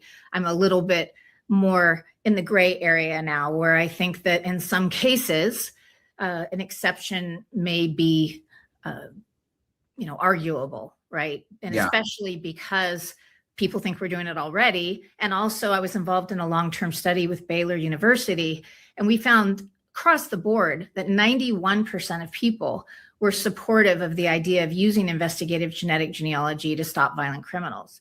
That was eye-opening to me because I'm kind of a target. I get a lot of the negativity. There's a lot of very loud minority voices.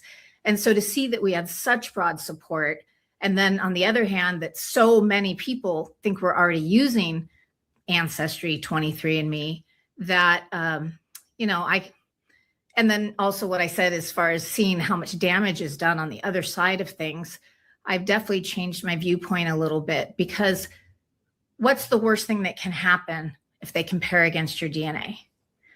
A close family member of yours is outed as a violent criminal. But do we really want those people having access to our loved ones, our children, our grandma? Do we want them sitting around our Thanksgiving table? As difficult as it would be to make that sort of discovery, I think it's important to weed those people out, not just from society, but from among our own families.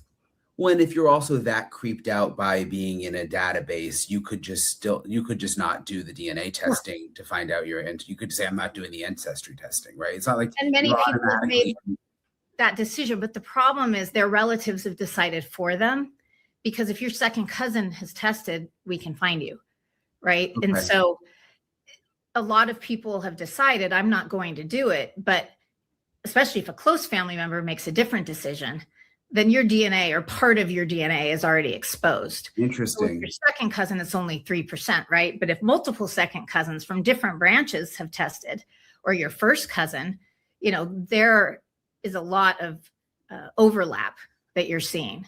And so if one sibling, for instance, says, I'm not going to test, and the other full sibling tests, well, it's exactly the same family tree. Yeah, I hadn't thought about that. Interesting. Yeah. See, Yeah, so a something lot of basic to you, to me, is like, I hadn't thought about it that way. Even if you chose not to do the test, family members did, it's kind of like the same as you doing it. Yeah, I mean, Pandora is really out of the box as far as those big databases. We built this incredibly powerful tool for human identification. When people were laughing at us and rolling their eyes at us in the early days, they thought, oh, these genealogists, right? Nobody took us seriously. But by the time people realized what we had built, it was already too late, because there were tens of millions of people who had made the choice to put their DNA in these databases. So I don't think there's any putting it back in the box. It's done. And the vast majority of people in the United States are identifiable as a result. It's a different subject, but it's interesting with the Guthrie case, them being able to pull the video off of the Google camera on the front of the house, even though Nancy didn't have a subscription. It was just an inactive, no subscription camera. She wasn't paying for the subscription. Google still had those images somewhere on a cloud, which got a lot of people kind of a little bit creeped out. Like, I guess they have your images, even if you're not paying them to store them. And you also think about like Alexa. Is Alexa always listening? Your Alexa. I mean, I think people are just kind of creeped out by this, big brother, big government. I mean, do you sort of understand that with the genealogy too? I mean, it's kind of like you feel like they know everything about you. Oh, I totally get it. But I think that people need to worry about a lot of other things, like you point out. Also, your DNA means nothing to me if I can't build your biological family tree.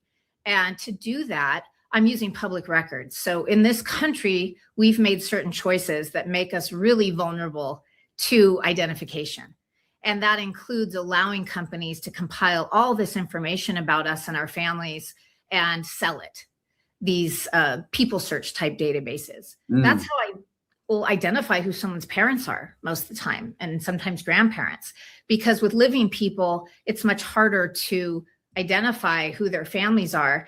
If it weren't for what people put out there about themselves on social media, which we use a lot to build these trees, and then those people search type databases, we don't have access to credit bureaus, but it's a similar idea.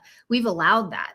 Whereas a country like Canada protects their citizens' privacy much, much more strictly. And so it's very difficult to identify living people there. So when we're working on cases up in Canada, we can often get it to grandparents and we say, to law enforcement, you've got to identify who the grandkids are, because we can't do it because Canada is so strict about their privacy laws. So you can really see the difference when you're working a case in the US versus somewhere like Canada.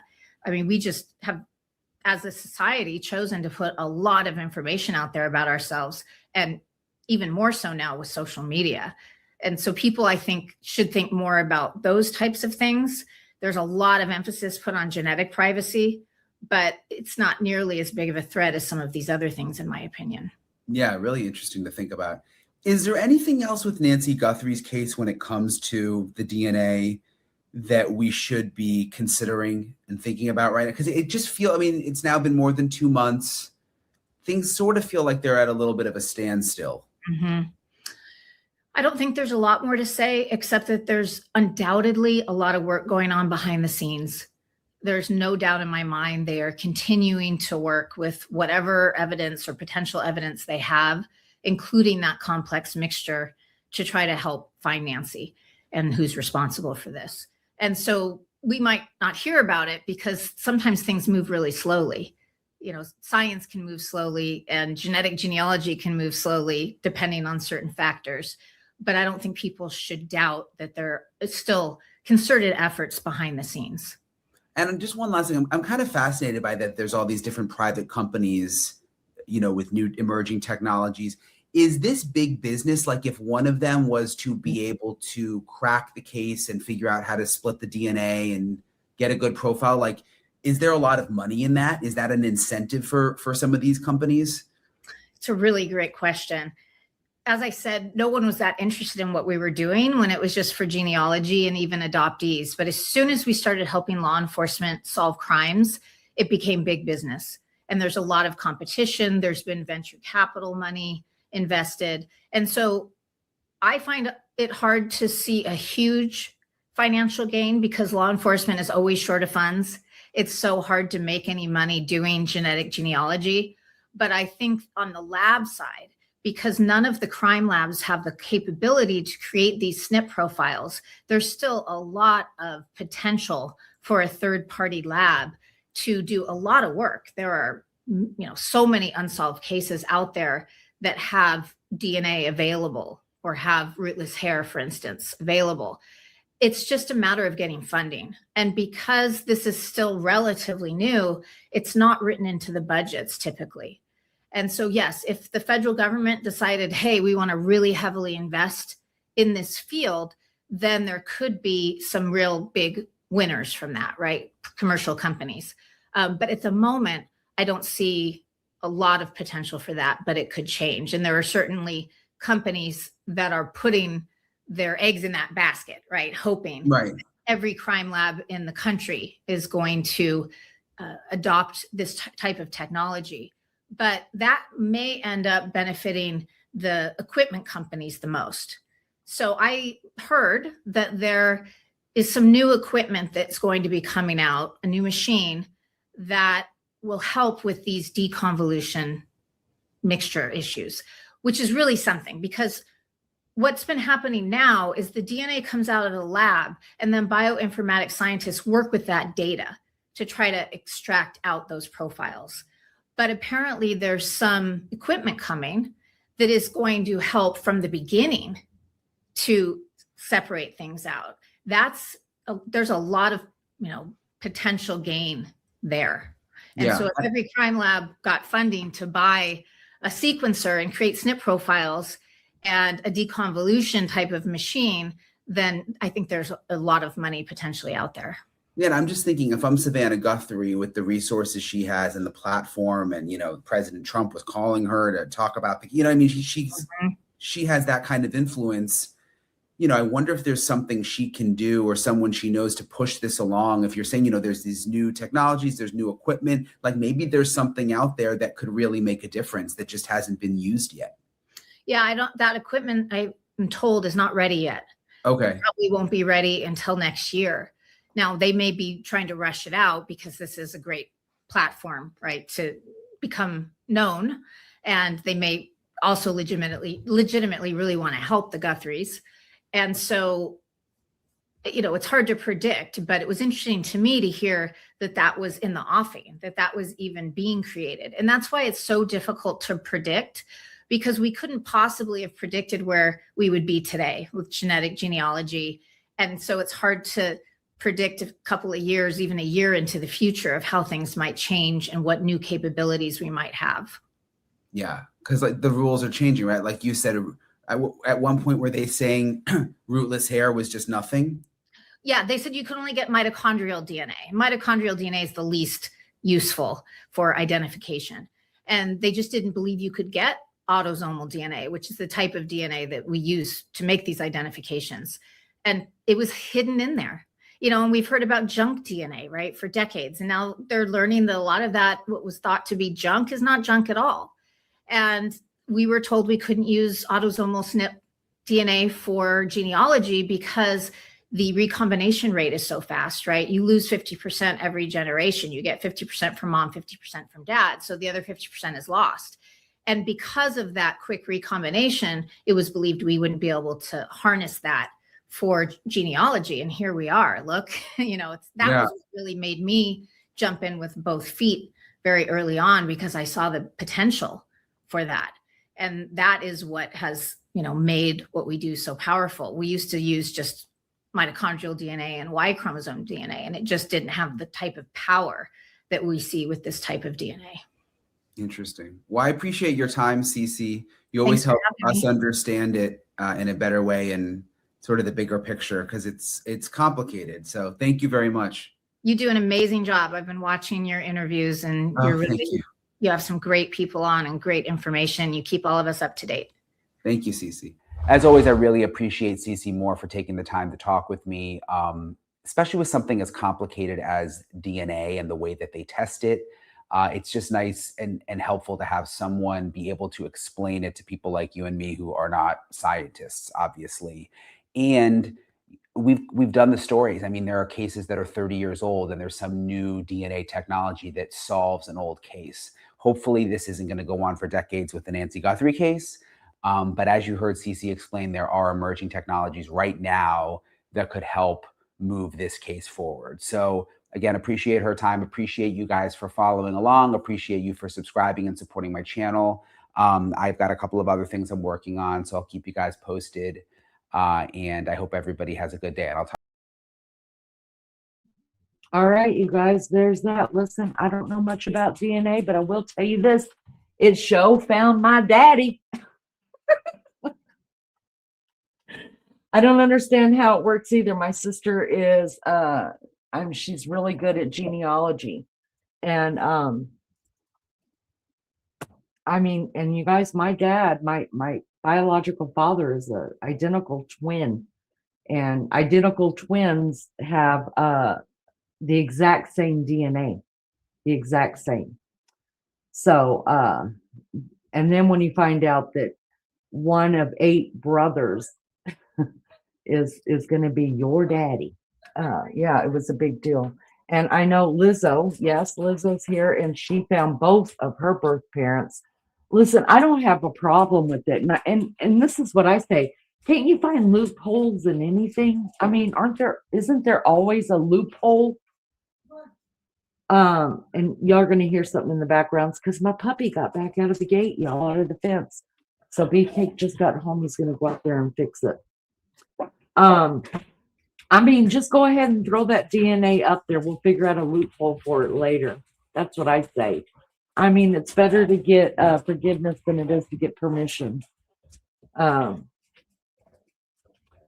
Lunchy says, how do they figure out which one is the daddy when they're identical? Well, for me, I had heard enough stories, even though everybody told me, you know, that I knew who my father was, but I had heard enough stories through jaded family members who were pissed off at my mom.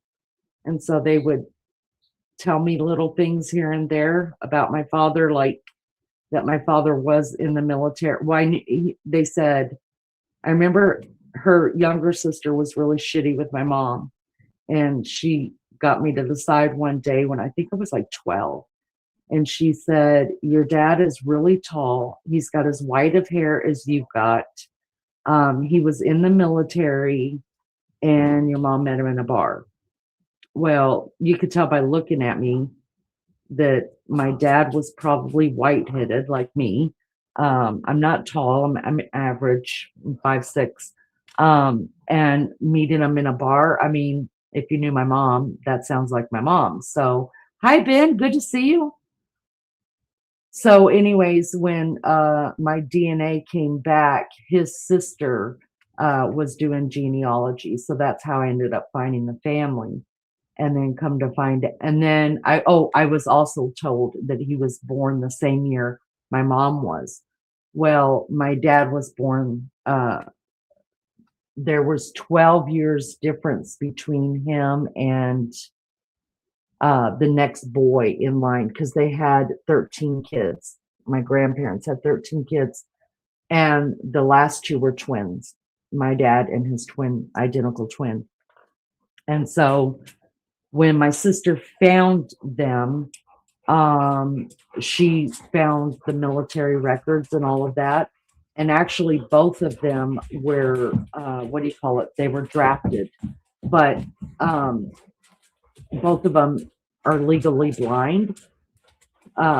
So they believed my dad's twin that he was legally blind, but they didn't believe my dad. They made him go through boot camp and all of that stuff. And then when he was getting his physical done, he couldn't see to read anything. And so they were like, you need glasses. He said, I told y'all that I can't see.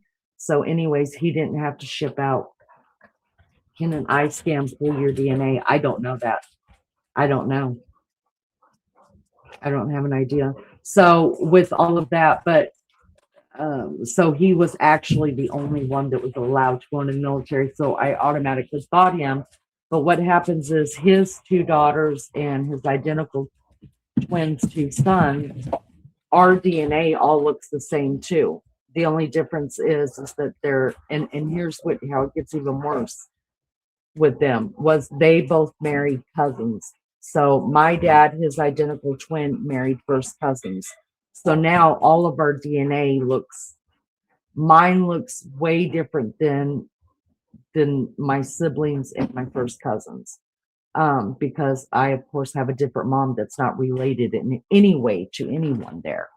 So we had to go through my sisters and my first cousins doing theirs and then their children. So that's how we ended up finding out. Plus, the good news was that the twin was married like 3 or 4 months before I was conceived. So unless he did the dirty bang, then yeah. But yeah, that's how it is. I probably didn't explain that right, but there are ways to find out. You just have to keep digging deeper, and more people have to take their DNA to figure it out. So, yeah, I don't know anything about how to get your DNA other than just what we know. I don't know about scanning, but you know what? It wouldn't surprise me that can be done, or that they're working on that. That wouldn't surprise me in the least. I don't know if it would y'all. Real Lunchy says, my mom's sister's married brothers, so their kids are double first cousins. Yeah. Yeah, it's kind of weird like that. It's just hard to wrap my head around because there's so many of them down there in that Savannah, Georgia area. There's just, I mean, I went from hardly having any family and not being raised around any of my cousins and stuff to all of a sudden half of Savannah, Georgia I belong to.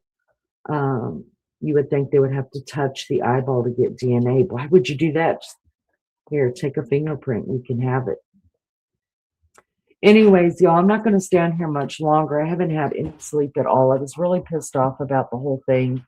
I'm glad you guys were here so that I could vent. I don't know about this Nancy thing, y'all. Just, I don't know. I'm hopeful that whenever, because the sheriff had 10 working days from the day before yesterday to come up with the answers that the council wanted from him. And then depending on the answers, they were going to decide whether they're going to decide whether they're going to fire him or and do a whole new election, or if they were going to let him retain his job.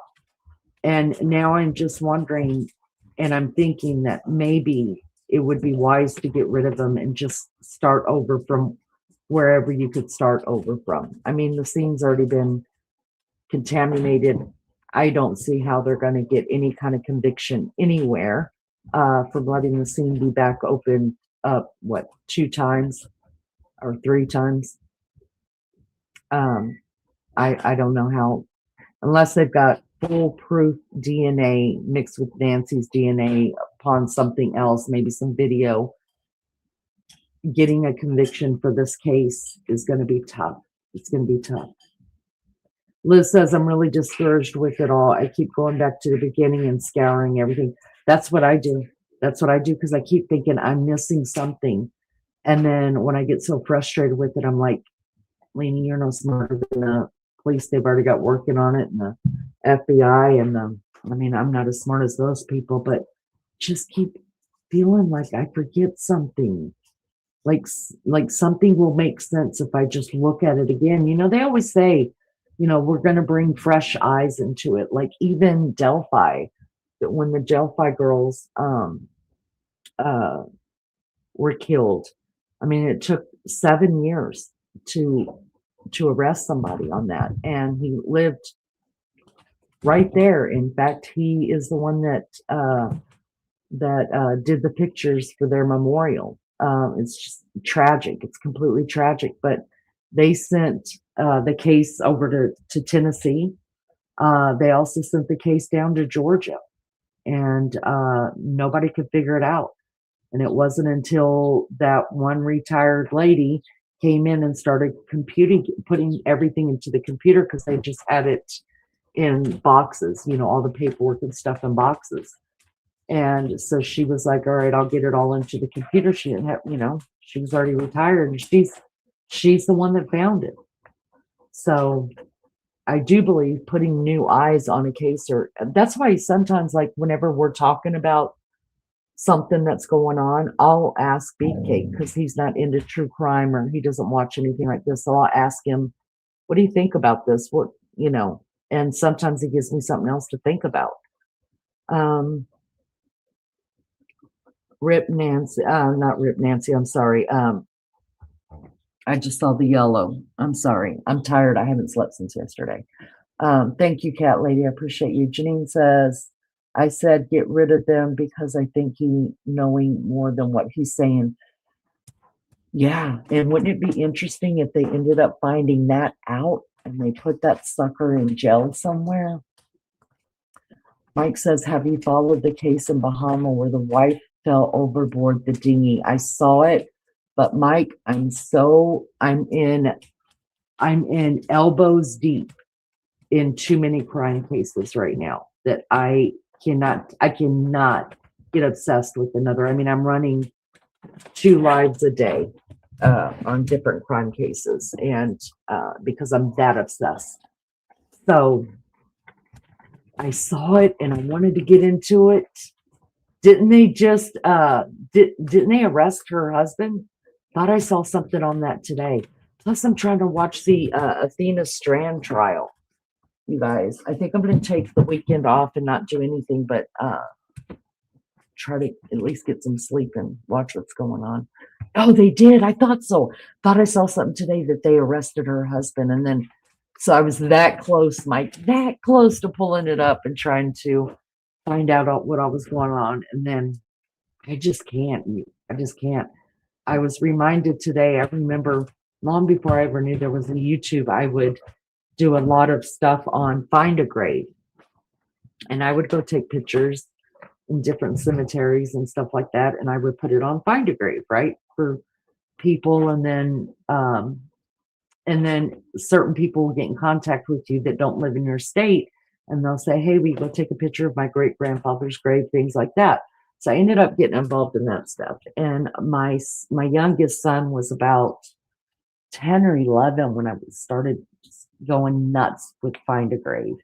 And he said one day to me, he said, Mom, you spend more time with the dead than you do the living. No, I was like, oh my God. So honestly, today, I remember thinking about that when I was trying to get through all my stuff that I'm, so into already. I was thinking about my little baby boy who's going to graduate from college in 3 weeks, saying to me, Mom, spend more time with the dead than you do the living. Oh, if he only knew what I do now and how much time I do it. I'm taking tomorrow off and going to the art sales. My hunting season has begun. Oh, woo! Woo! Good job. Good job. All right, guys, I think that does it for me. I appreciate everybody for being here. I appreciate you. Hey, Newt, you stop that, sir. Newt thinks every ball belongs to him.